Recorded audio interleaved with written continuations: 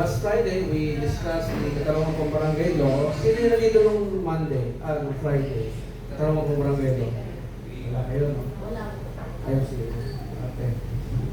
Then, yesterday, about the Magna Carta of Women. Piniliwanag natin doon yung kahalagahan ng batas na ito para sa mga kababaihan, specifying all your rights, no? Rights to education, rights to health, rights to information, etc., etc. Bakit ba nagkaroon ng sariling batas ng mga kababaihan? Sa mga lalaki, walang batas na katulad, no? Protecting the man. Hindi na kailangan protektahan ng mga lalaki, no? This law was enacted to protect your rights because there are violators. Mali. Sino violators? Mga lalaki. So mostly mga lalaki. So, in-explain ko sa inyo kahapon yung origin. Saan nagsimula yung mentalidad na ganyan? Na since the pre-war and post-war, I'm talking about World War. Pre-war and post-war period, it's a man's world. Nabuo ang mga kantang may kinalaman sa dominance ng lalaki sa mundo.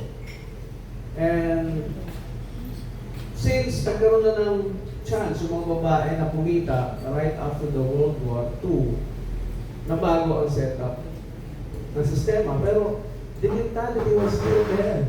Ano pa rin?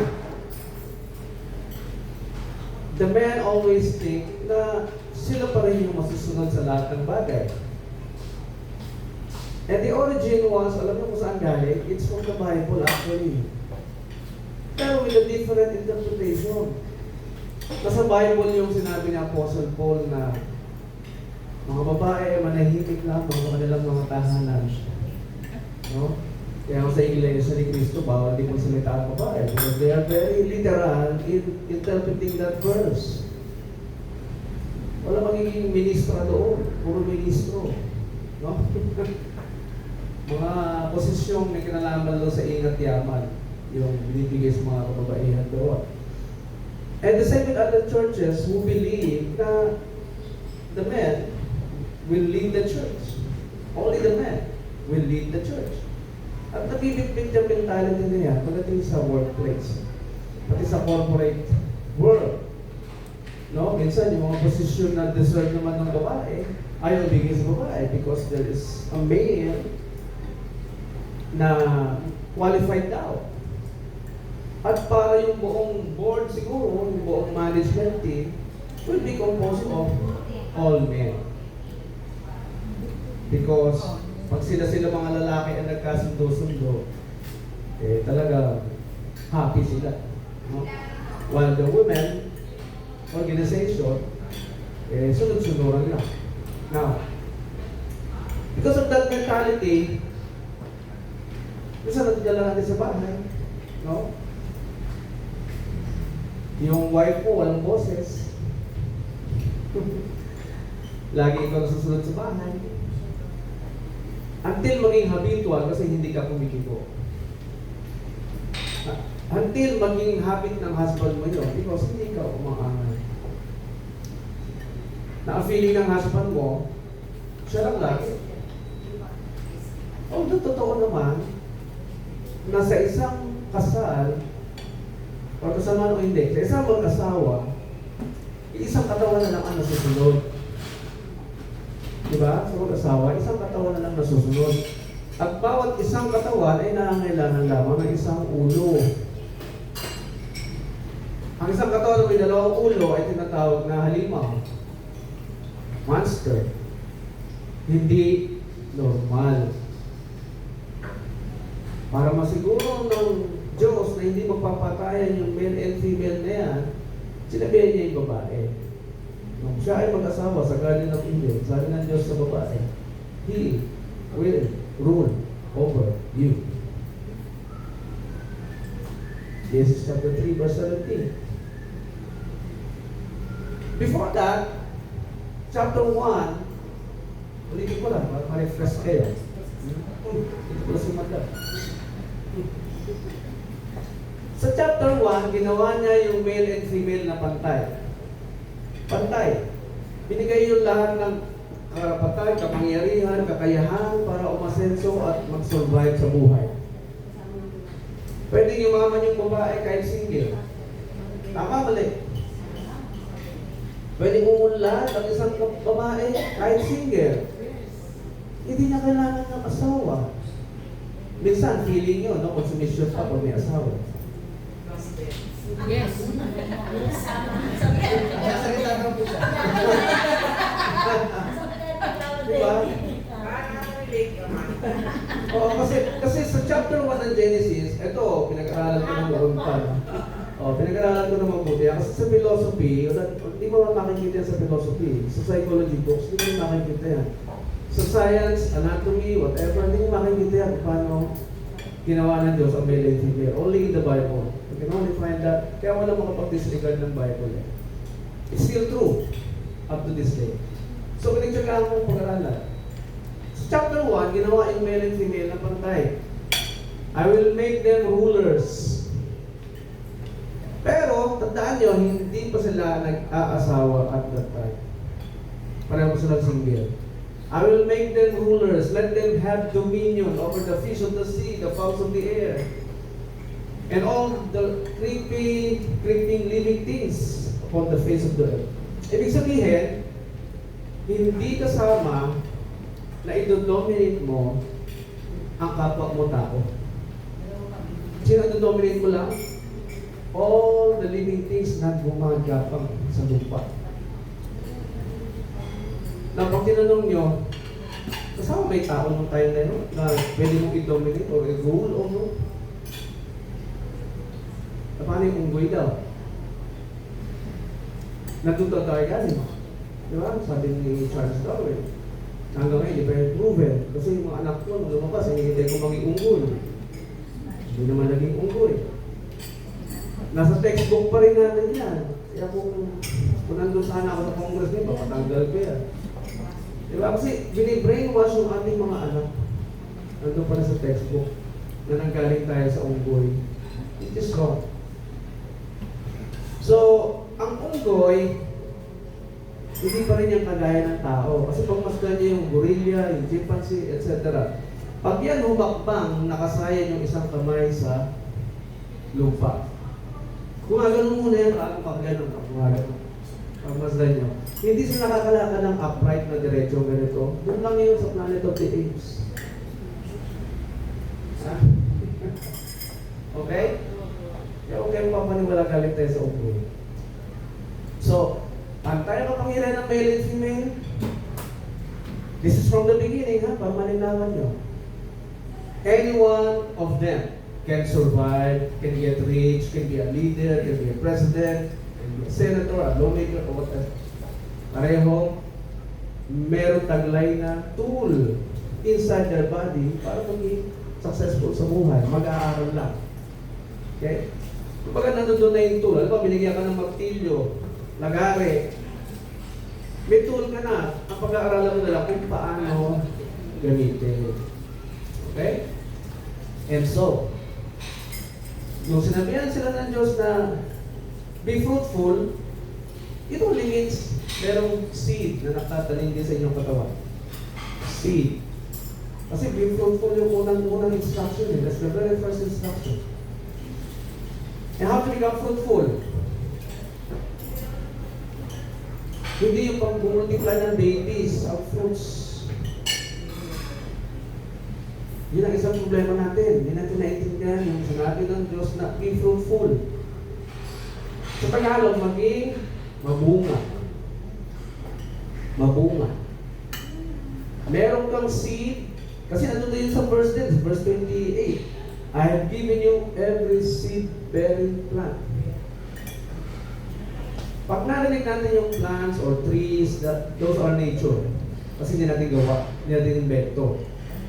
Little did we realize na tayo ay nature din. Nature din tayo na meron ding seed na pwedeng tumubo. At yan ay natuklasan na ng maraming bilyonaryo today.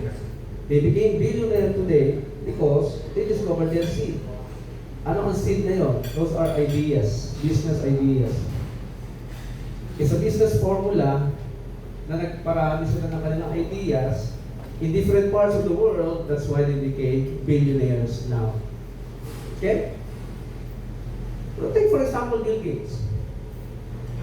Anong idea niya? Kasi yung computer lang. Kailangan lagyan ng mas madaling proseso. So he invented Microsoft. And because of the need for that Microsoft, bawat bibili ka ng computer or tablet or laptop, kailangan ng Microsoft. And just imagine the profits it generates for him. Sobra. And it started from what? Idea. And that also a business concept. Meron kang formula na discover, uy, idea yun. Yun lang goto na lagyan ng lechong kawali, idea yun. Diba? And the second instruction is to multiply. First is be fruitful, then multiply. Ibig sabihin, yung fruits mo or ideas mo, pwede mo i-multiply. And that applies to yourselves. Pag may kasama ka, nag-anak kayo, that's multiplication of yourselves. So kahit na anong dami ng i-multiply niyong anak, when you are fruitful, pwede mong i-sustain. Kaya mong buhayin ng mga yan. Because you are already fruitful. So dumating ang chapter 2 sa Genesis.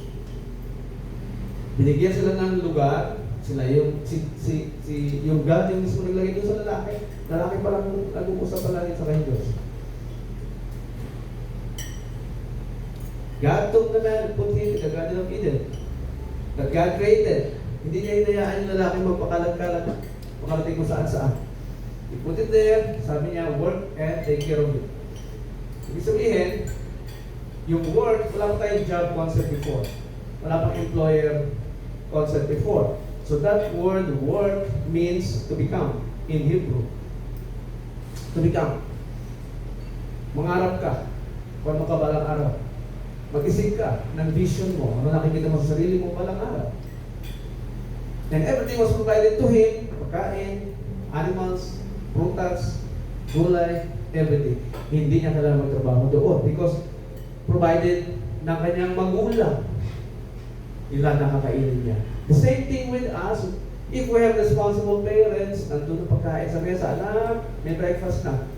Anak, lunch, kain na. Anak, baon mo. Anak, pag-issue mo. Anak, ito ang gamit mo sa school, etc., etc. If you have a responsible parents like that, ganon ang responsable ama na pinakita ng Diyos doon sa lalaki. Kaya nga, di ba, pag nandun pa sa poder natin yung mga anak natin, we demand compliance, we demand just obedience. Pag sinagot-sagot ka ng anak mo, lumayas ka na dito. Pinapalayas natin because hindi sumusunod sa atin kasi nandun pa sa poder natin. Kaya sinabihan ng Diyos yung lalaki, bawal pitasin ng isang prutas dyan na nasa gitna. Lahat pwede mong kainin, pero lang sa isa. Kailangan lagyan ng Diyos ng boundaries para madisiplina yung tao. Kaya din naman sa atin, sa mga anak natin, we give them boundaries para hindi masaktan yung ating anak. Anak, huwag kang tatawid. Anak, hanggang dito ka lang. Ganun tayo dapat ka-responsible sa ating mga anak. We remind them every step of the way na masasaktan ka, anak, if you disobey me. Okay? Pinitas. Lumabas yung babae kasi hindi daw fit sa kanya yung mga animals na kasama niya. Kung hindi ko man kauri ito, hindi ko yung kaintindihan. So pinatulog siya. Hinugot ang babae sa kanya, tadyak. Hindi sa lupa kinuha ang babae. Si Adan, sa lupa. Pero babae hindi. Para maintindihan mo na yung babae niya na dinesisyon ng umakasama habang buhay ay bahagi ng katawan mo yan. At lahat ng mga kailangan niya ay sagutin mo. Kasi galing yan sa katawan mo. At anumang lumabas doon sa katawan ng babae niyan, ay siya galing din sa katawan mo. At ikaw ay may obligasyong kakainin niya. Hanggang sa sila ay lumaki. Then, lumabas yung babae, lumabas ng ahas. Katabi lang niya yung husband niya, inalok, tikman mo. Which is actually hindi naman talaga putas. Kasi pinag-isipan ko mabuti. Pagkatapos kagatin, bigla sa naging husband and wife sa mga sumunod na verses.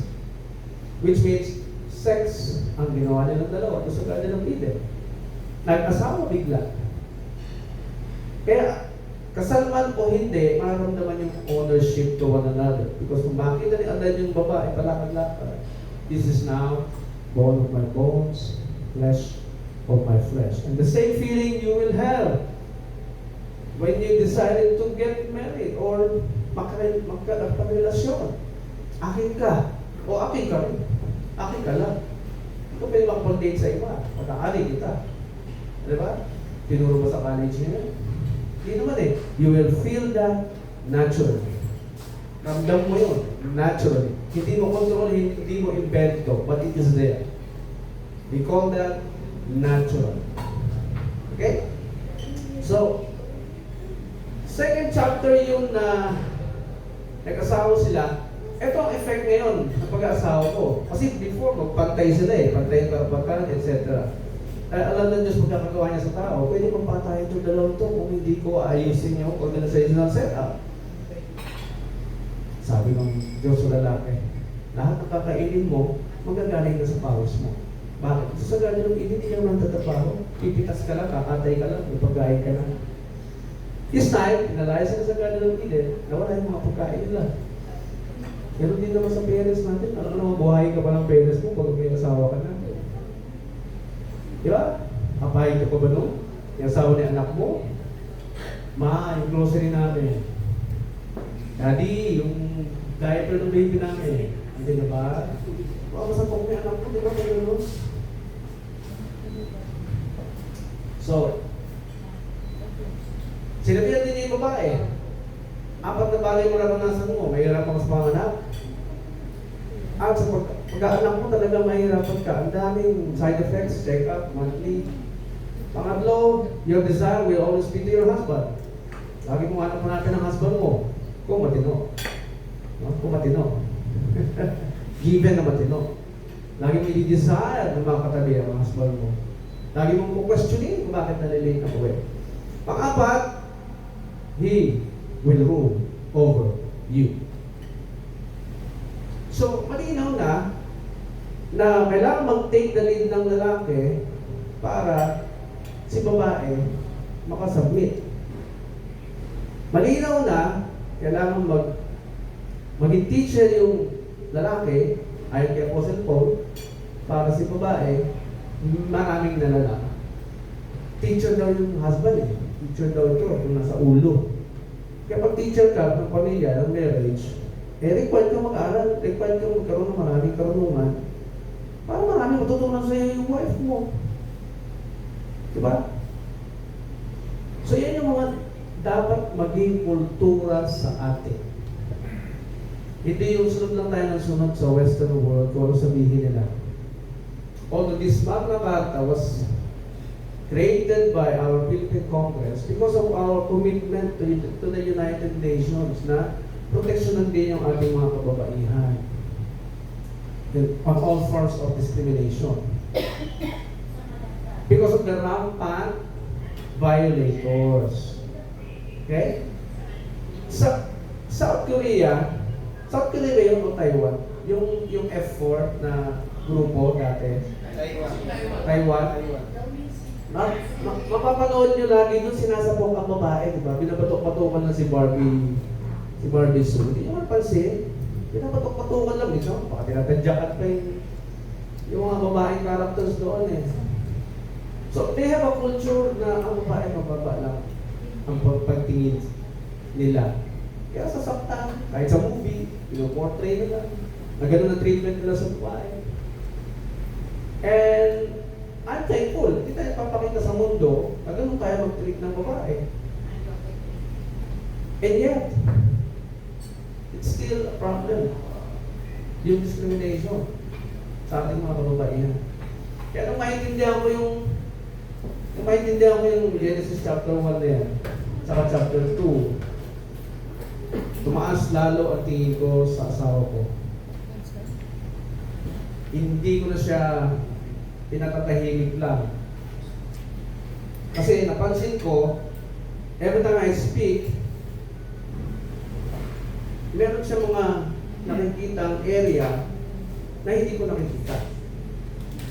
Ganun dapat mag-work ang marriage ninyo. The man speaks according to logic, sabi ng science. The woman speaks according to emotion.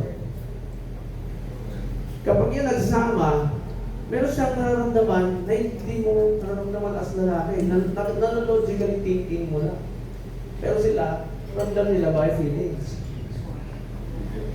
Kaya kung hindi yan nag-work sa inyong dalawa bilang mag-asawa, there's something wrong with your mentality. Okay? So galing sa kultur ng mundo ang mentalidad na lalaki lang ang kailangan mamuno sa lahat ng bagay. Which is wrong. Nilinaw na ni Apostle Paul na pwedeng mag-rule vice versa. Kaya nga pag yung lalaki hindi na-take the lead, the woman can take over. Siya magpapatakbo ng pamilya. Dahil siya kumikita, siya may pera. Kaya lang, ito si lalaki, magre-reklamo pa rin. Bakit? Kasi it's supposed to be his role. Pero hindi nangyayari. Kaya yung relationship, nagmamalfunction pa rin. Kahit na meron namang babaeng namumuno, meron namang babaeng nag-decide, meron namang babaeng kumikita sa pamilya nila yun. Pero bakit nag-aaway pa rin sila? Because something is malfunctioning in the product called marriage. Okay? Any question so far? Naintindihan niyo na? Bakit may Magna Carta? Bakit may Bausi? Because there are many violators. And these violators, ang problem nila is the belief that woman cannot do anything without men. Okay? Kaya kung mag-aasawa ko rin lang, tanungin mo na siya, ano ang tingin mo sa karapatan namin mga babae? Ganun ang pagtatanong, huwag yung love mo ako. Diba? Turuan niyo mo anak niyo ng ganun. Pag may boyfriend ka, anak, tanungin mo boyfriend mo, ano masasabi mo sa karapatan namin mga kababaihan? Pakinggan mo, paano siya magsalita? Diba? Hindi love ang nasusunod sa relationship. It should be this. Kaya nauna sa ibabaw before this. Gamitin muna. So women in especially difficult circumstances, or what we call WEDC or WEDC, hinahanap ko siya actually sa Google. Sino yung mga mostly nagtuturo nito, ang lumalabas yung video ko lagi. Lahat ko ibang nagtuturo nito eh. Video ko lagi lumalabas. So, I had to make my own research about this. Skip ko na itong aking profile, kilala niyo na ako eh. No?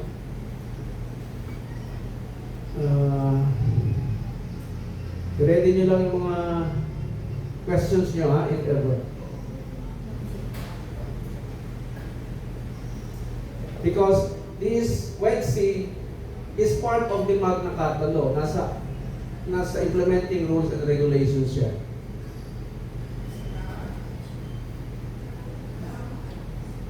Yan. Nasa IRR ng Magna Carta of Women, sa section 30 to 31. Doon nyo siya makikita. Now, this section 30 sabi, women in special difficult circumstances for purposes of this act, WEDC shall refer to victims and survivors. Take note, victims and survivors of sexual and physical abuse, number 1. Sexual and physical abuse. Number 2, illegal recruitment. Number 3, prostitution. Number 4, trafficking. Number 5, armed conflict. which is, hindi naman nangyayari sa Manila, in case lang may kunita. No. Women in detention, victims and survivors of rape and incest, and such other related circumstances which have incapacitated them functionally. So take note of this word, which have incapacitated them functionally. Pag sinabing incapacitated them, nahinto ang pagiging normal ng kanyang buhay, nahinto yung kanyang paghahanap buhay, nahinto yung pagiging functional niyang tao. Pwedeng apektuhan yung kanyang utak, katawan, pamilya, domino effect na siya. Okay? LGUs are therefore mandated to deliver the necessary services and interventions to WEDC under their respective jurisdiction. LGUs, that includes barangay. Okay? Kasi yan naman sa atin talaga unang lalapit yan. No? Bago pumunta sa City Hall yan. Now, the next section is the services and intervention. Anong serbisyo ang pwede natin ibigay sa kanila kapag dumating yan sa ating opisina? At intervention.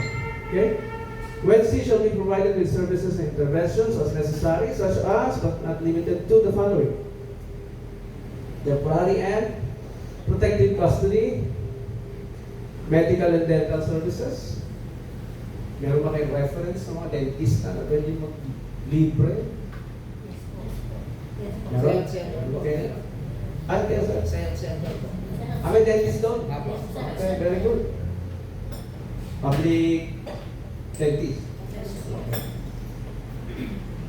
Psychological evaluation, meron din mga psychologists. Meron din po. Meron, 24/7, pwede tumakbo, anytime. Sa city na. Okay. Counseling. Meron din po. City. Barangay wala po. Sa barangay lang po wala po. Oo, isa yan sa plano ko sa amin. Lalagyan ko sa psychologist para psychologist din ako. So I cannot do that alone. Oh. So next time, alam niyo na. Psychiatric evaluation. Oh. Pagka meron ng lucid interval yung patinuan sa isip, yung isa matino, yung isa hindi. Hindi pasa ng gutom yun. Legal services, LGU din. Okay.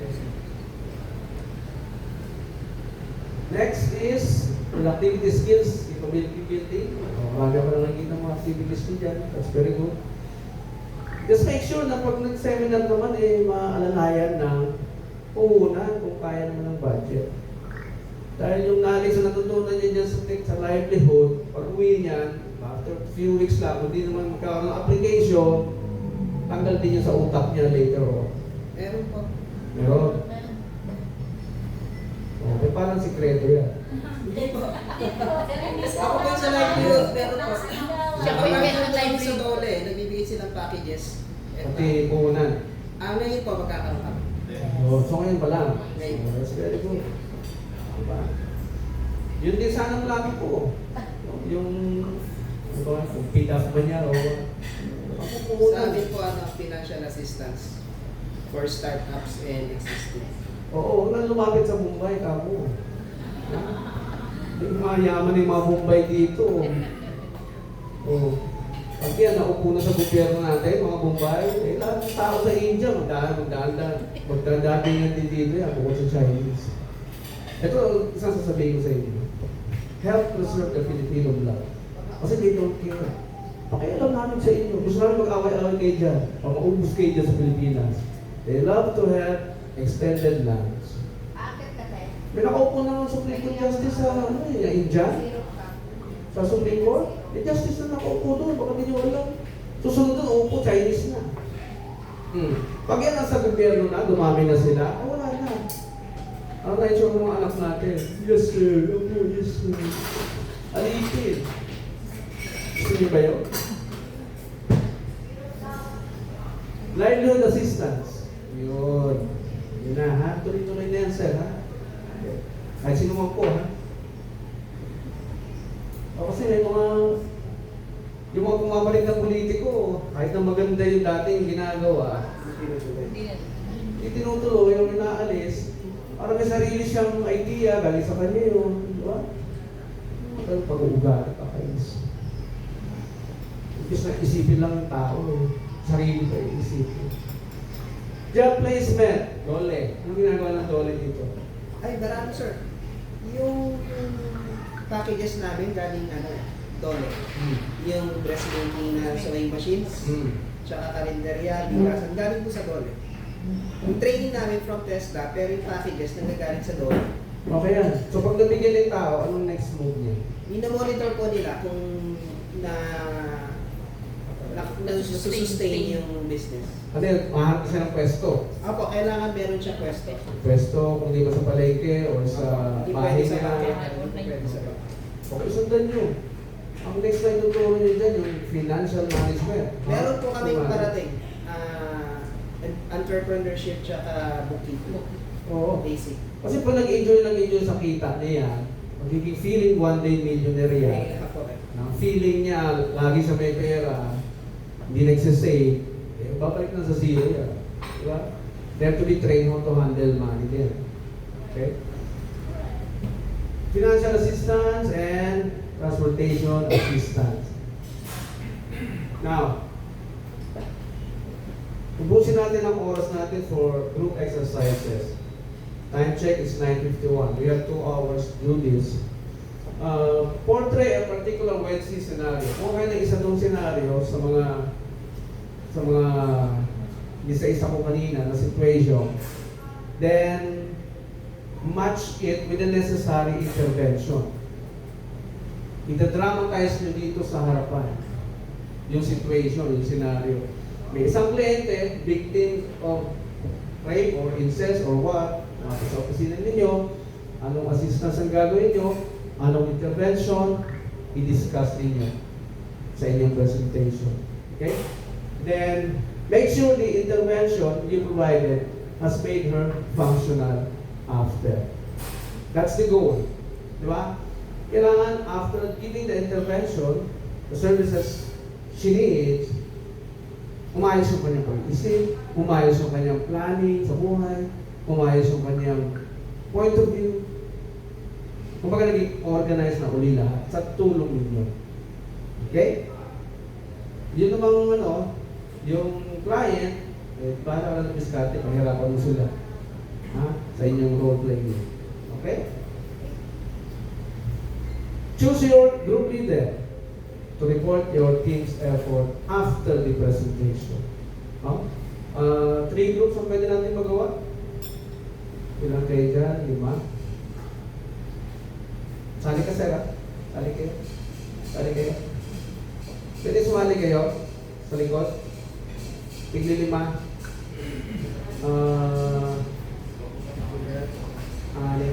Dagdag kayo dito isang lalaki. Dito sa harapan. Isang lalaki dito.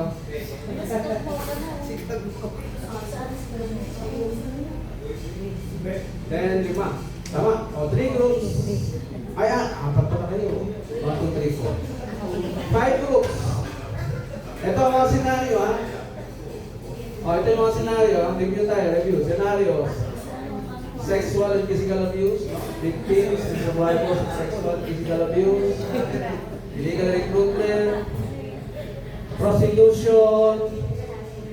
Trafficking. Women in detention. Victims and survivors of rape and incest. And such other related circumstances which have incapacitated them functionally. Self-inflicted injuries ay dinagdag ko doon sa others. Kasi pwedeng nag-suicide, tinakpan yung sarili. Kaya sinama ko yan, self-inflicted. Okay, I'll give you 10 minutes to prepare. Or you need 15 minutes, 10 to 15, ha?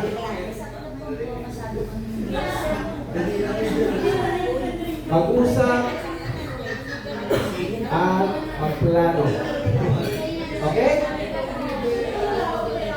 10 to 15 minutes, your time starts now. Tignan nyo mga kayo, about group. Okay.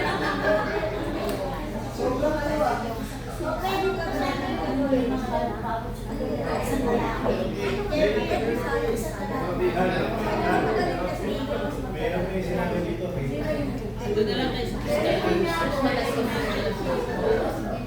Nagdramatize ka.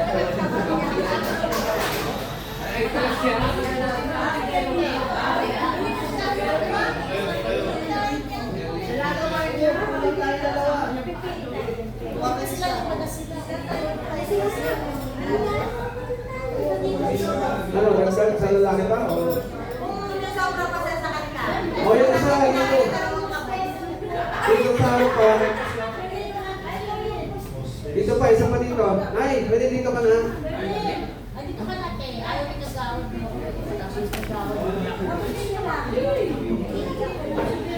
Hotel room, sapat. Sagdan pa kayo sa...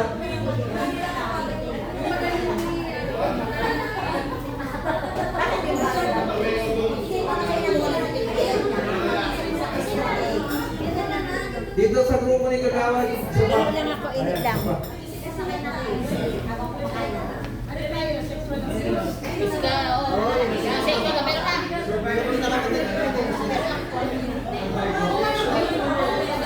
We will resume by 10:15. 10:15. Get ready. Okay na, meron na. Pero ikaw yung mag-abuse. Anong intervention ang kailangan ng victim? Ano yung ano yung kailangan ng ibigay sa Ako ayaw ano eh. Split eh. Split ako victim siya. Ako relate ko din.